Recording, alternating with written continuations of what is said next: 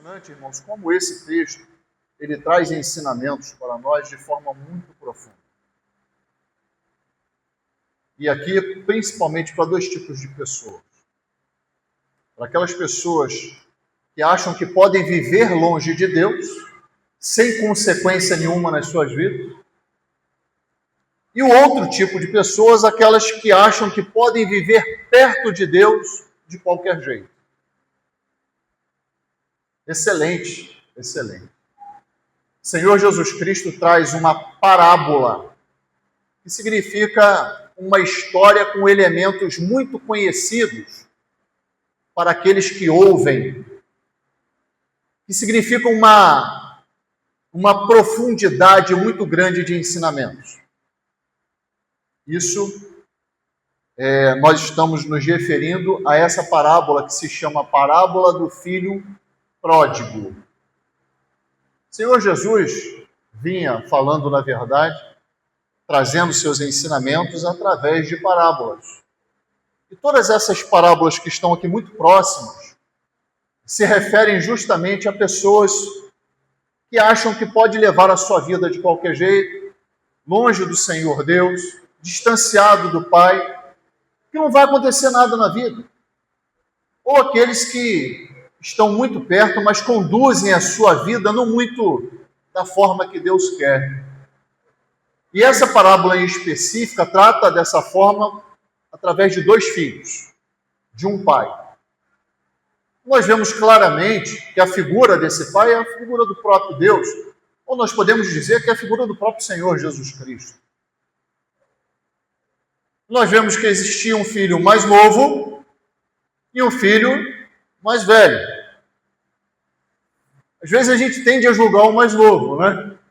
Porque o mais novo foi o único que se manifestou e pediu assim: me dá o que é meu de direito e eu vou embora daqui. Reparte logo a sua fazenda para mim e para o meu irmão. Aí a gente pensa assim: olha aqui, garoto injusto, né?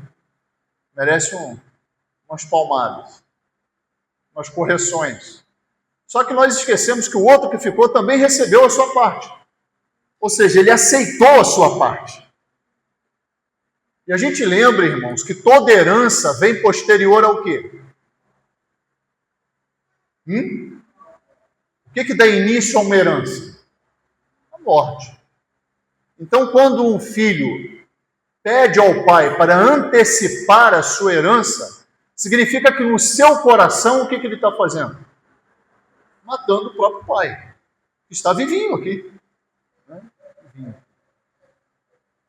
Eu tirei pelo menos 3 coisas desse texto, que a gente vai conseguir avaliar com profundidade tanto um caso como o outro. Primeira coisa que eu vejo nesse texto aqui, que é impossível viver longe de Deus sem consequências terríveis para a sua vida, para a nossa vida. Impossível. O que Jesus traz?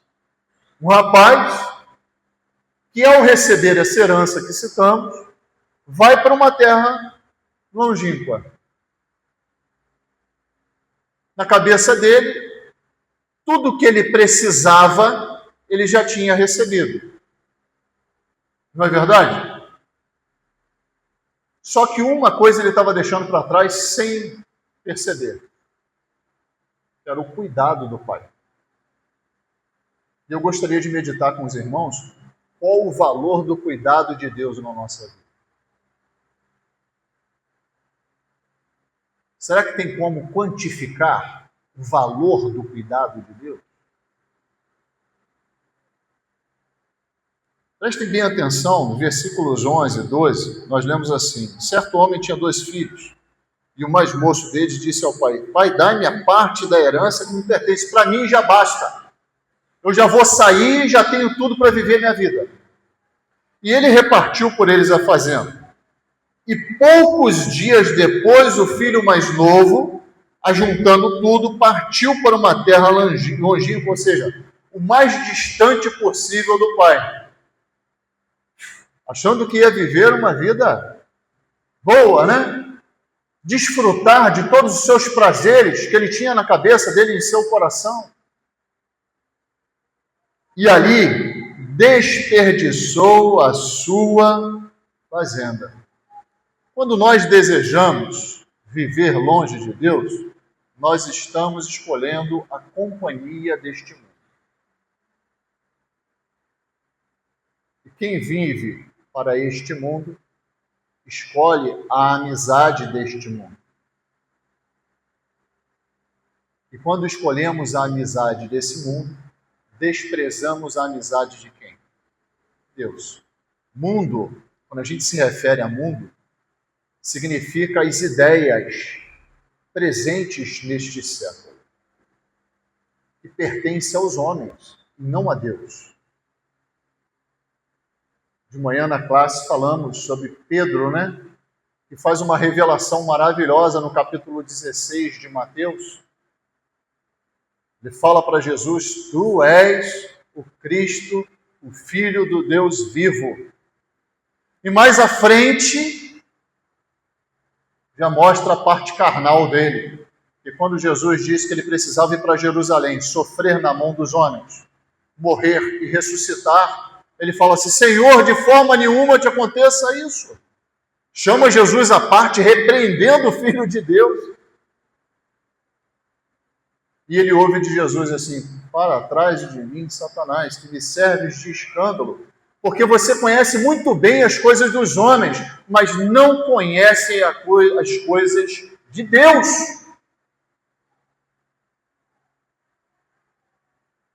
Ou fazemos o desejo do mundo nos nossos corações, ou realizamos a vontade de Deus. Pastor, mas não existe um meio termo, um em cima do muro, não.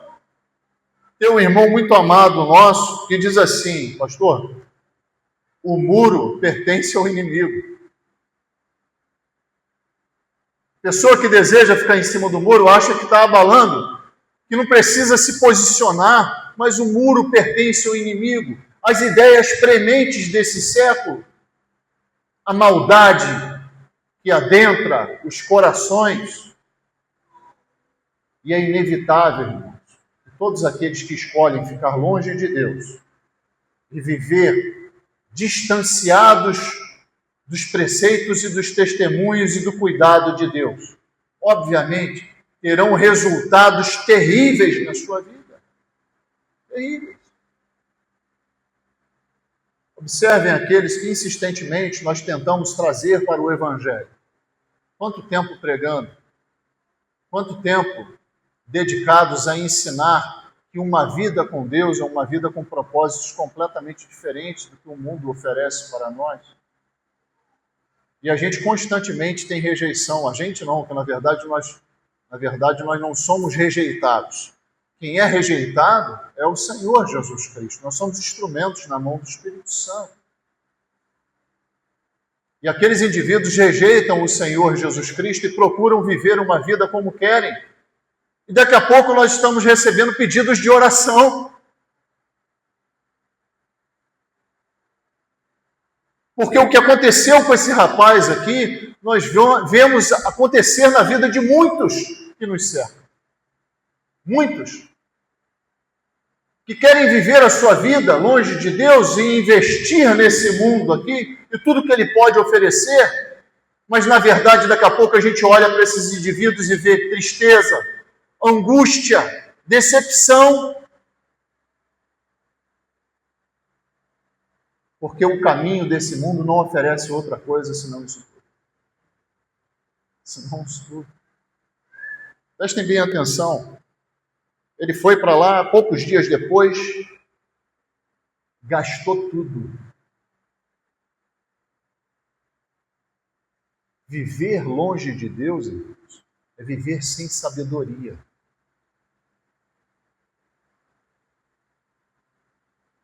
E até aquilo que Deus dá na nossa mão, e muitos de nós reconhecemos que somos abençoados, se a gente escolhe viver longe dele, nós vamos gastar de qualquer jeito. Não sabemos lidar com as coisas que vêm até nós. Não sabemos administrá-las. Uma vida de mordomia, de verdade, é uma vida diante de Deus. Esse rapaz recebeu uma verdadeira fortuna e pouco tempo depois estava o quê? Sem nada. Quantos nós vemos repetir essa história nos dias de hoje? Famílias afundando na miséria, e não era para estar em tal situação, escolhendo utilizar os seus recursos de forma ruim, colhendo coisas ruins por essas escolhas mal feitas. Quantas famílias conhecemos assim? Justamente porque escolhem viver distanciadas de Deus. E o pior de tudo, esse que escolhe viver distante de Deus, acha que vai ser ajudado pelas pessoas do mundo. Acha que alguém vai chegar e socorrer. Quantas vezes já não ouvimos isso, irmãos? Aí porque eu tenho um amigo que tem muito poder. Fulano de tal vai me ajudar no dia da minha angústia. Aí quando esse indivíduo vai lá procurar, encontra uma porta fechada. Assim, são todos aqueles que dependem dos homens, que acham através da sua confiança nos homens, irão receber alguma coisa. Depender de homens é loucura. Loucura. Veja bem, esse rapaz foi para essa terra longínqua e daqui a pouco tempo, o que aconteceu? Começou uma fome sobre a terra toda. E nessa fome, ele estava já completamente sem recursos. E ele foi procurar um homem. Nesse homem aqui, eu posso confiar. Eu não gosto de inferir, tem muita gente que fica inferindo na história, né? Eu não gosto de inferir. Eu não sei se esse homem já era conhecido dele ou não, a Bíblia não diz. Então eu prefiro ficar com o que a Bíblia diz.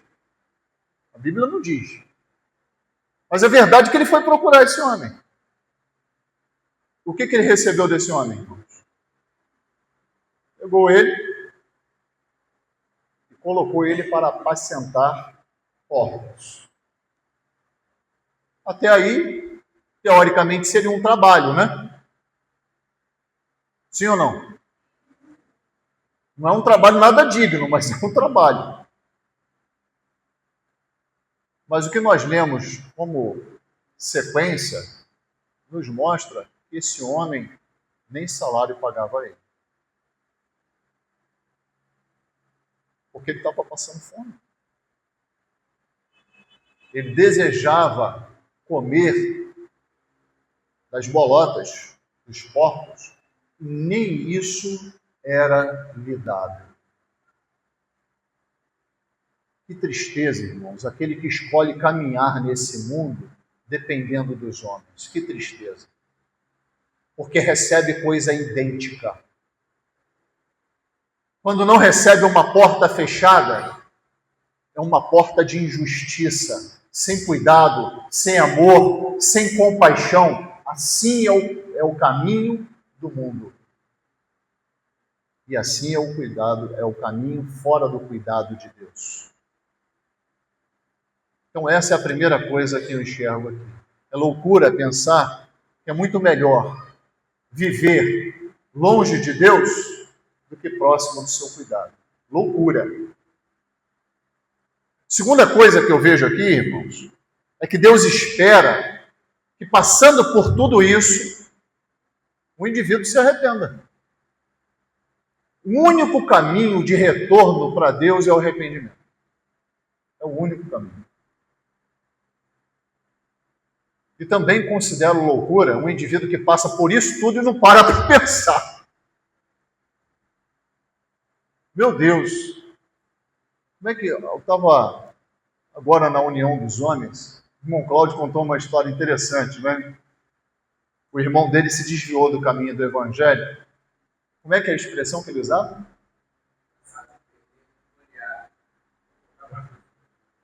O irmão dele falava assim: estou cansado de perder de goleada, vou voltar para Jesus. Porque nesse mundo aqui, irmãos, isso é uma verdade, uma constatação, é só derrota. Só derrota. Se nós não vivermos para Deus, nós vamos viver nesse mundo para sermos pisados pelos homens.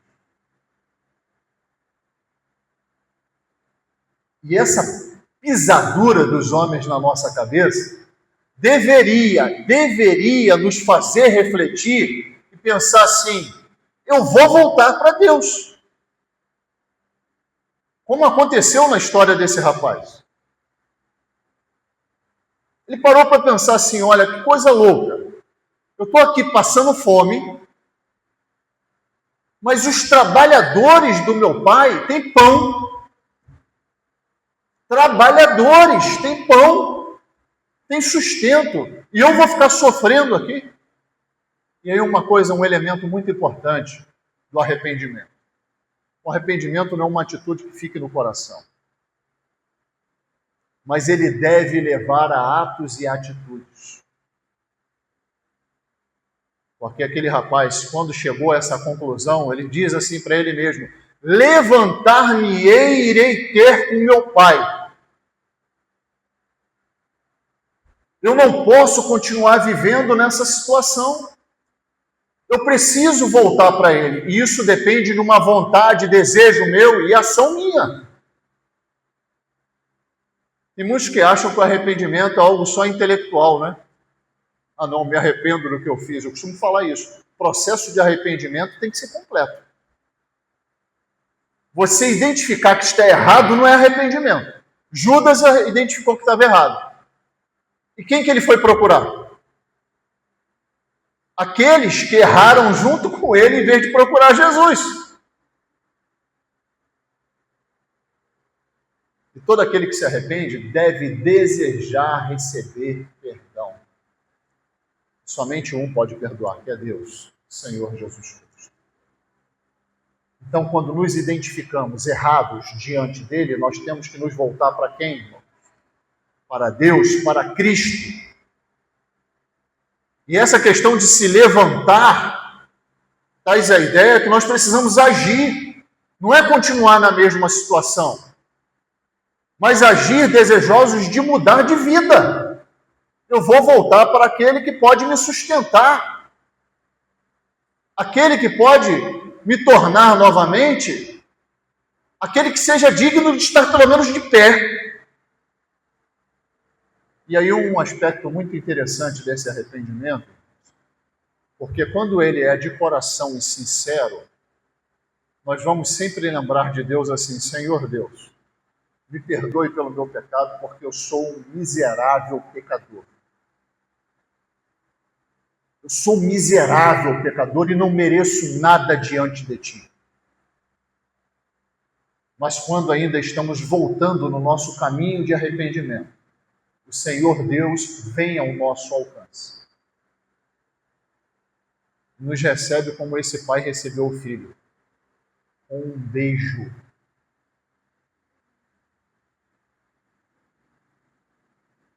E o processo que nós vemos na sequência não é a recepção de um servo,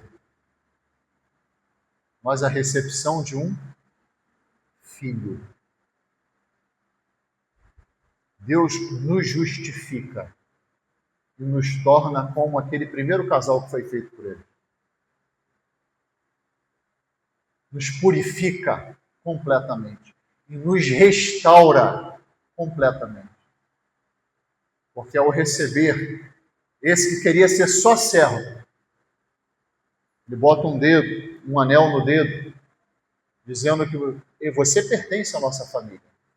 Você está sendo restaurado do seu posto que tinha anteriormente como filho.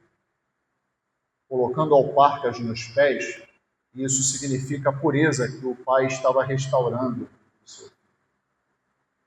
A posição que ele tinha antes foi restaurada, mas pelo processo de arrependimento.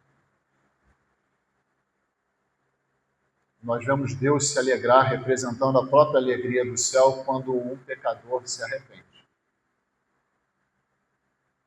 Quando um pecador reconhece os seus pecados, o seu caminho distante de Deus, e reconhece na cruz do Calvário o caminho de arrependimento para Deus, o caminho de perdão e o caminho de salvação. Todo esse processo que nós vemos aqui acontece com todo aquele que deseja trilhar esse caminho. E que coisa linda, né? Representando a festa no céu. Esse pai manda matar um bezerro cevado, preparar e fazer uma grande festividade. O lugar desse arrependido, agora, é nos céus, junto com o pai. Mas essa história não termina aqui, né? Porque nós temos o outro filho, que ficou junto do pai. E aí eu quero fazer uma aplicação muito importante também. Os irmãos percebam bem que o mais novo se distanciou, ignorou o cuidado do pai, passou, como falam por aí, um perrengue de vida, mas se arrependeu e retornou. E esse arrependimento e essa decisão desse mais novo foi muito valorizada pelo pai. Muito. A forma que ele recepcionou mostra isso. Mas e o mais velho? Ele ficou com o pai, não ficou? Sim ou não, irmãos? Será que realmente ficou? Será que realmente ficou?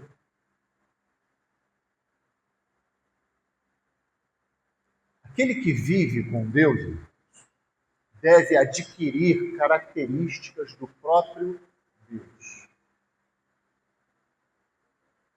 Justiça, misericórdia, bondade, amor, santidade são características de Deus que são divididas, compartilhadas para nós. E esse que ficou lá junto do pai, tinha essas características? Não. Ué, pastor, como é que você sabe disso? Nós pegarmos o texto e identificarmos a forma que ele recebeu a notícia que o irmão tinha voltado. Olha como o pai recebe o irmão e olha como o irmão recebe o irmão. E ele ainda diz assim, olha, eu tive tanto tempo aqui contigo, você não me deu um bezerro cevado para me alegrar com meus amigos. E o pai responde para ele, ó, todas as coisas que estavam aqui contigo eram suas também, só que você não soube aproveitar. Nós, irmãos, que já temos o Senhor Jesus Cristo, temos que saber aproveitar a vida ao lado de Deus. E sabe quando nós vamos valorizar essa vida? Quando nós colocarmos em prática características idênticas ao do nosso Pai. Porque isso sim vai nos identificar como filhos. Aquele que é filho de Deus não pode deixar de proceder com santidade, com justiça, com pureza, com sinceridade, com bondade, com misericórdia. Como é que eu vou falar? Eu pertenço a Deus. E quando eu tenho oportunidade de agir em conformidade com o Pai, eu ajo de forma completamente diferente. Como é que pode isso, irmãos? Será que eu estou perto do Pai mesmo? E aqui Jesus está criticando a vida hipócrita que muitos judeus viviam, que achavam que viviam aparentemente ao lado de Deus. Eram filhos de Abraão, mas na verdade a sua vida não demonstrava isso ao lado de Deus. Muito pelo contrário. Muito pelo contrário.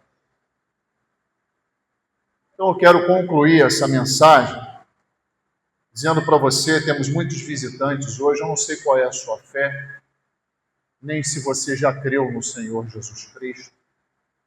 Talvez você se identifique como esse que decidiu viver de forma longínqua de Deus e está colhendo na sua vida todos os frutos dessa vida distante de Deus. as amarguras, as tristezas, as angústias. Eu quero te convidar a fazer o que esse rapaz fez. Sentir tudo isso na sua vida e voltar para aquele que está no caminho, olhando para quando você estiver voltando. Doido para correr na sua direção e te receber com um abraço e um beijo e restituir a tua posição, não de criatura de Deus, mas de filho de Deus. E nós, irmãos, não levemos uma vida, seja hipócrita diante do Senhor, porque Ele conhece todas as coisas. Não tem como levarmos uma vida ao lado de Deus com características completamente distanciadas do próprio Pai. Nós precisamos assemelhar as nossas características com a do Pai. Precisamos ser misericordiosos, precisamos ser amorosos, puros, santos, sinceros diante de Deus. Para que essa proximidade que nós temos com Deus seja verdadeira. E nos entristecermos junto com Cristo, quando for um motivo de tristeza, mas também nos alegrarmos junto com Cristo, quando forem motivos de alegria. Que Deus possa nos abençoar, irmãos, e nos capacitar. E você que nos visita, que você possa tomar essa decisão de retorno para o Pai, como esse rapaz decidiu retornar. Nós vamos nos colocar de pé nesse momento.